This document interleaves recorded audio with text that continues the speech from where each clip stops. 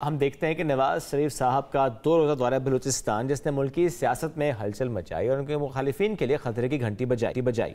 जाम कमाल खान हो, सदार रहमान खेतरान हो या सूबे के लगभग 15 इलेक्टेबल्स और इससे साथ साथ 30 से ज़ायद बड़ी सियासी शख्सियात की नून लीग में शमूलियत के बाद बलूचिस्तान में पार्टी की पोजीशन काफ़ी मजबूत हो रही है और अब कहा जा रहा है कि नवाज शरीफ इसके बाद केपी का रुख करेंगे। अब केपी में जाकर वो क्या करते हैं ज़रा ये तो आने वाले दिन बताएंगे, लेकिन इसी के साथ हम ये देख रहे हैं कि जिस तरह से नवाज शरीफ साहब की वापसी के बाद वो खुद एक्टिव हैं, यानी वो सिर्फ पंजाब की हद तक नहीं, वो सिंध में नहीं, वो जिस तरह बलूचिस्तान में गए वहाँ पे मुलाकातें की, तो ये सारी जो सूरत हाल है इससे नून लीग के मुखालिफिन या दीगर जमातें क्या सोच रही हैं, क्या राय रखती हैं, एक तो उस पर आज हम बात करेंगे और दूसरा पीपल्स पार्टी और नून लीग के दरमियान, यानी देखें ना पहले हलीफ थे और अब हरीफ हैं, चलिए हरीफ से हलीफ और फिर हरीफ, जिस तरह से बयानात सामने आ रहे हैं तो इस वक्त ट्विटर पर भी शिकवा और जवाब शिकवा की सूरत हाल हमें नज़र आती है। जैसे कि नासिर हुसैन शाह साहब ने एक जवाब दिया था साद रफ़ीक साहब को। साद रफ़ीक साहब क्या कहते हैं? वो कहते हैं कि पीपल्स पार्टी के दोस्तों के नाम, वो कहते हैं कि अब के तजदीदे वफा का नहीं इम्कान जाना, याद किया तुझको दिलाएं तेरा पैमा जाना, यूं ही मौसम की अदा देख के याद आया है किस कदर जल्द बदल जाते हैं इंसान जाना। अब इसके बाद हमने क्या देखा कि बहुत से लोग यूँ तो उस पर रिस्पॉन्ड कर रहे हैं, लेकिन नासिर हुसैन शाह साहब ने भी इस पर जवाब दिया, यानी शिकवे का जवाब शिकवा से कुछ ऐसा आया। ये मैंने खुद से शिकवा जवाब शिकवा का है, वो हाँ इकबाल कैसे कोई ताल्लुक नहीं है। वो कहते हैं कि मैंने तुझको तेरे ही तर्ज अमल से जाना गो कि आसान नहीं था ये सफ़र मगर तुझको ही बड़ा माना जाना, यूं ही तेरी अदा देख के याद आया वोट को इज्जत दिलाने का होगा कोई नया फॉर्मूला जाना। तो ये जो आपस की लफ्जी जंग है जो शेर व शायरी की सूरत हाल इख्तियार कर गई है, इस पर आज हम बात करेंगे। पीपल्स पार्टी के सीनियर रहनुमा निसार खोड़ो साहब हमें ज्वाइन कर चुके हैं। सर बहुत शुक्रिया आपने ज्वाइन किया। निसार खोड़ो साहब, क्या वाकई फासले बढ़ते चले जा रहे हैं पीपल्स पार्टी और नून लीग के, या कि सिर्फ और सिर्फ election strategy and that's it? देखें, पाकिस्तान में 2 बड़ी जमातें होती थी 1988 से 2005-6-7 तक। इसमें हमारी मुखालफत रही। फिर ऐसा भी हुआ कि जब हुकूमतों को कमज़ोर करने के लिए हर एक ने कोशिश करते रहे, हम चार्टर ऑफ डेमोक्रेसी में पार्टनर भी बने।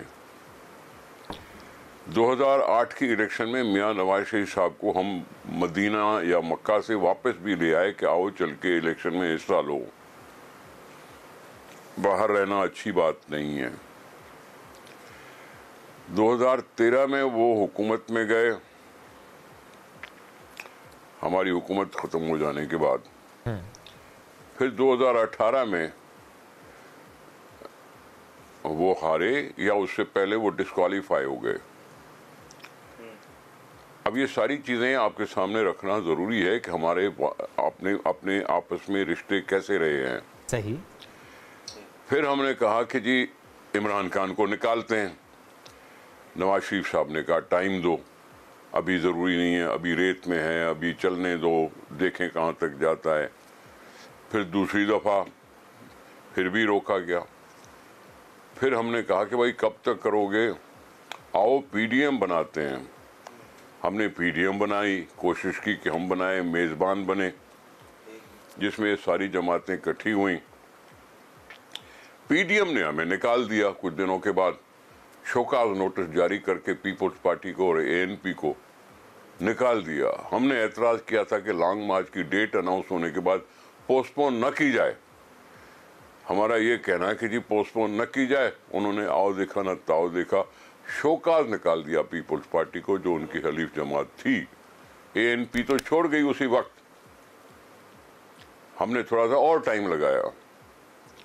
तो जहाँ साद रफ़ीक बोल रहे हों, जहाँ कोई और बोल रहा हो, जहाँ नून लीग बोल रही है, हमने इस जमहूरियत की बहाली के लिए बहुत कठिन काम किया है।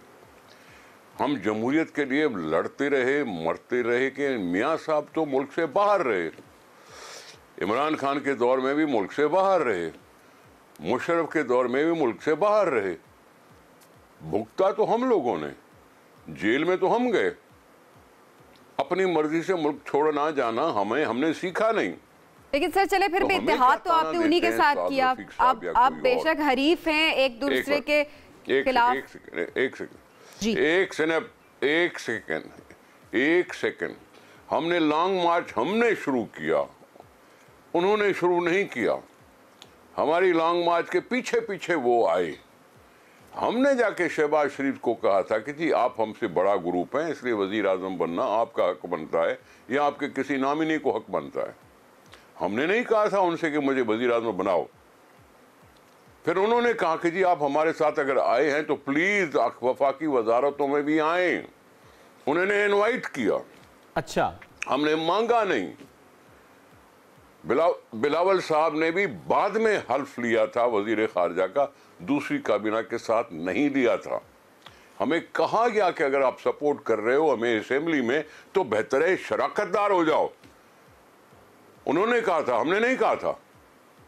हम सिर्फ इमरान खान की मुसीबत से जान छुड़ाना चाहते थे। निसार खोड़ा साहब, लोग मानते थे कि इमरान खान ने बहुत कर लिया, हम ज्यादा बर्दाश्त नहीं करते। अच्छा निसार खोड़ा साहब, क्या एक छोटा सा जुमला, सवाल भी साथ साथ करेंगे। इसी में आपने बड़ी इंपॉर्टेंट बात की है कि आप ये कह रहे हैं कि आप लोग ने सिर्फ इमरान खान साहब को निकालना था। इससे हम क्या समझें कि पीपल्स पार्टी उस वक्त हुकूमत बनाना नहीं चाहती थी? देखिए मैं तो कह रहा हूं ना कि जब इमरान खान को निकलना तो किसी ने हुकूमत तो बनानी थी। हमने इकट्ठे हुए थे, हमने कहा था कि सिर्फ आप अपनी PMLN के बुनियाद पर वजीर आजम नहीं बन सकते, लेकिन हम आपको सपोर्ट करेंगे कि आप वजीर आजम बन जाए। दूसरी जमात ने भी सपोर्ट किया कि वजीर आजम बने। इमरान खान के हलीफों ने भी सपोर्ट किया कि जी इमरान खान निकले। ये जब हुकूमत बन गई तो उसके बाद हमने नहीं डिमांड किया था कि हमें वजारतें दो, ये उनकी ऑफर थी। अच्छा, फिर बैठे हम सोचे कि भाई अगर हमने निकालने में किरदार अदा किया है, हमने उनका साथ देने का किरदार अदा किया, चलो कोशिश करते हैं कि जी एक ठहराव की कैफियत पैदा हो, मिलते हैं हुकूमत में, कोशिश करते हैं कि जितनी मुसीबतें कम कर सके। ये थी सूरत हाल। अच्छा सर, इसी में बैठ के कहते हैं कि जी हम बैठ के गिरेबान में जाके तो वो। अच्छा सर आपने कहा कि मुसीबतें कम कर सकते। पीपल्स पार्टी ने इस दौरान 16 महीने के इत्तेहाद में अवाम की कितनी मुसीबतें हल की? पीपल्स पार्टी की बात करें सर, इत्तेहाद में रहते हुए।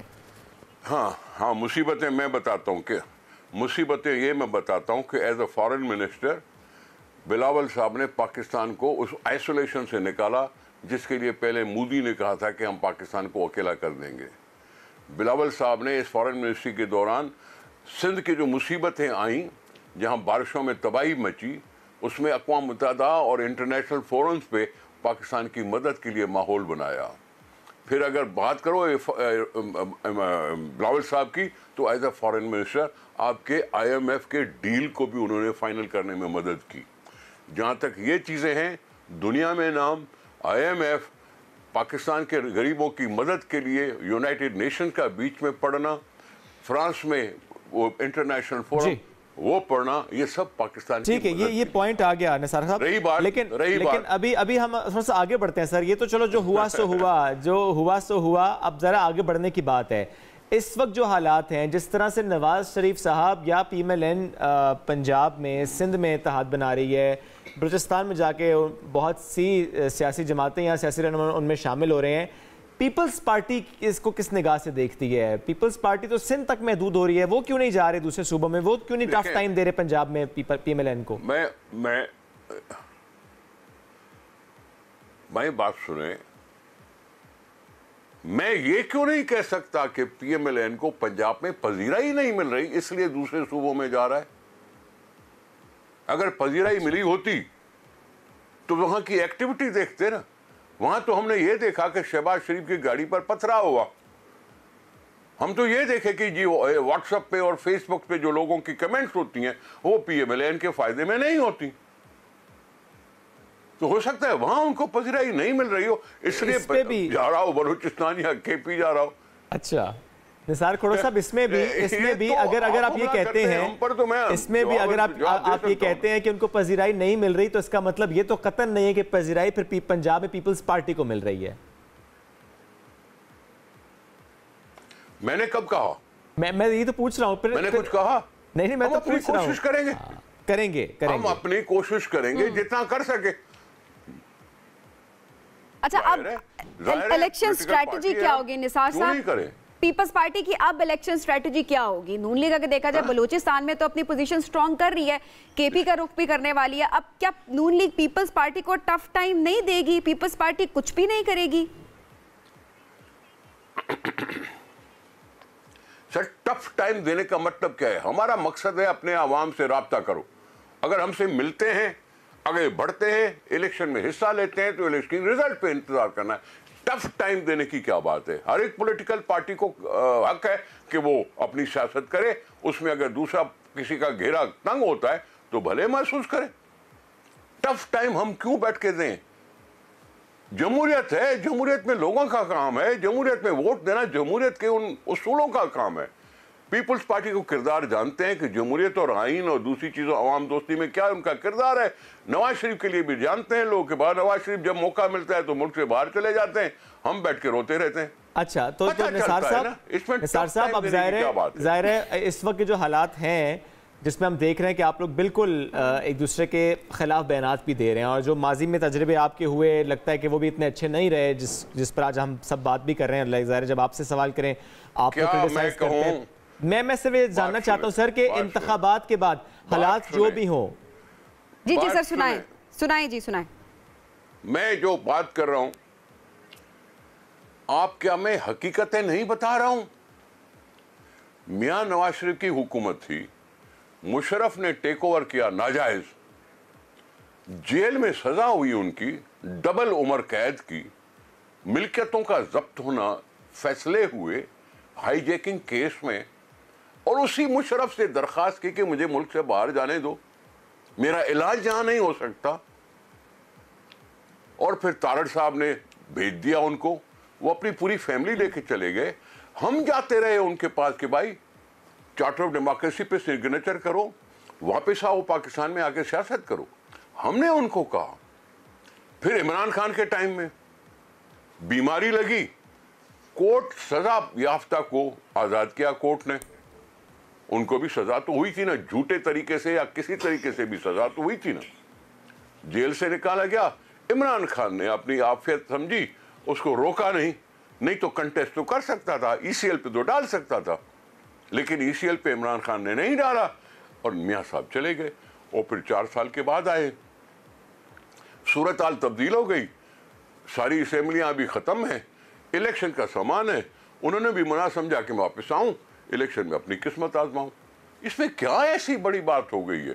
क्यों ऐसे आप इसको हाइप क्रिएट कर रहे हैं? यानी बिल्कुल नॉर्मल है सब कुछ, यानी सब कुछ नॉर्मल है। निसार खोड़ा फिर ये बता दें, ज़ाहिर है पार्टी जहां है सो है, इसमें कोई दो राय नहीं है। पीपल्स पार्टी अपने मंशूर पर लड़ेगी, पीएमएल अपने मंशूर पर लड़ेगी, मुकाबले का हक भी है, मुकाबला होगा भी। लेकिन अभी बयानात देना, एक दूसरे के माजी के एक्सपीरियंसेस को सामने लेकर आना, जो बातें इस वक्त आप कर रहे हैं नवाज शरीफ साहब के खिलाफ है, पीएमएल के खिलाफ, लेकिन इंतखाबात के बाद अगर सिचुएशन ऐसे बनती है कि कोई पार्टी हुकूमत नहीं बना पाती, फिर बैठ जाएंगे इकट्ठे, फिर बना लेंगे हुकूमत। जब हुकूमत खत्म होगी फिर एक दूसरे के खिलाफ बयानात देंगे। पाकिस्तान का है सर, इसमें अवाम का है, इसमें आपके अपने इक़्तिदार तो हैं लेकिन अवाम का है। जवाब सुने ना, जी जी जी, जवाब सुने आपने कह दिया, मैंने समझ लिया। अगर ये किसी भी पार्टी को अक्सरियत नहीं मिलती तो सारी पार्टियों की मजबूरी होगी ना। उसमें पीपल्स पार्टी की मजबूरी की क्यों बात करें, पीएमएल की मजबूरी की भी बात करें, जेयूआर की भी बात करें, पीटीआई की भी बात करें, औरों की भी बात करें। एक मिनट, हम पिछली बातें दोहराने की बात आपने ताना दिया। क्या पाकिस्तान की सियासत से ज़िया-उल-हक को बुला सकोगे? क्या पाकिस्तान की सियासत से मुशर्रफ को बुला सकोगे जिन्होंने जमहूरियत पे डाके मारे? क्या आयूब खान को बुला सकोगे? क्या याया खान को बुला सकोगे जिसने पाकिस्तान तोड़वाया? तारीख से भागे बैठ के, आज की बैठ के बातें करें क्यों बाबा? ये है तारीख, ये बैकग्राउंड है पाकिस्तान का, ये है बैकग्राउंड पाकिस्तान का कि 1 मैन 1 वोट नहीं होता था। ये 1970 की इलेक्शन के बाद हुआ, जिसमें अवाम को बना गया कि उनका फैसला दायम है और कायम है। आप कैसे बोल सकते हैं तारीख को, पाकिस्तान की तारीख को? अब भले अपनी अपनी पार्टियां हुकूमत के लिए कोशिश करें, इलेक्शन में कोशिश करें। आप माजी की बात करते हैं निसार खोरो साहब, आप कहते हैं कि माजी को ना भूलें। मैं नहीं भूलता माजी को। मैं उस जुमले को भी कैसे भूल जाऊं कि मैं इसको घसीटूंगा सड़कों पर, मैं इसे गिरेबान से पकड़ूंगा, मैं इसको वजीर आजम बनने नहीं दूंगा, बनाऊंगा तो मैं वजीर आजम बनाऊंगा। मैं इन जुमलों को भी कैसे भूल जाऊं फिर? मैंने ऐसा कुछ नहीं कहा कि घसीटूंगा। मैं आपकी बात नहीं कर रही। उन्होंने कहा था कि घसीटूंगा। तो उन्हें जिन्होंने कहा था उनके साथ ही बैठ गए ना सर। यानी इक़्तिदार के लिए बैठ जाते हैं, अवाम के लिए तो नहीं बैठ रहे ना फिर। ए भाई, इक़्तिदार तो अवाम के थ्रू मिलता है ना। जब वोट करेंगे तो इक़्तिदार मिलेगा ना। फिर उसमें देखा जाता है कि अवाम के लिए क्या करते हो क्या नहीं करते हो। वोट तो अवाम ही देंगे। घसीटने की बात हमने नहीं की थी। हमने हमेशा शाइस्ता गुफ्तगू की है। चलो सर, जवाब अभी भी नहीं मिला कि इसमें अवाम का क्या होगा। ये जवाब आपने नहीं दिया। आपने माजी बता दिया, तारीख हमें बता दी। प्रेजेंट की बात करें तो आप ये कहते हैं कि हर जमात को मुकाबले का हक है, लेकिन अवाम का आपने जिक्र नहीं किया एक दफा भी। एक सेकंड जी, एक सेकंड। आपके जिक्र ने अवाम की सारी तकलीफें दूर कर दी। मैंने जिक्र नहीं किया इसलिए ताना मार दिया। मैं कह रहा हूं इक़्तिदार मिलता अवाम के हाथों है। फिर वो जमात जम के काम करती है जो अवाम के लिए कुछ करे।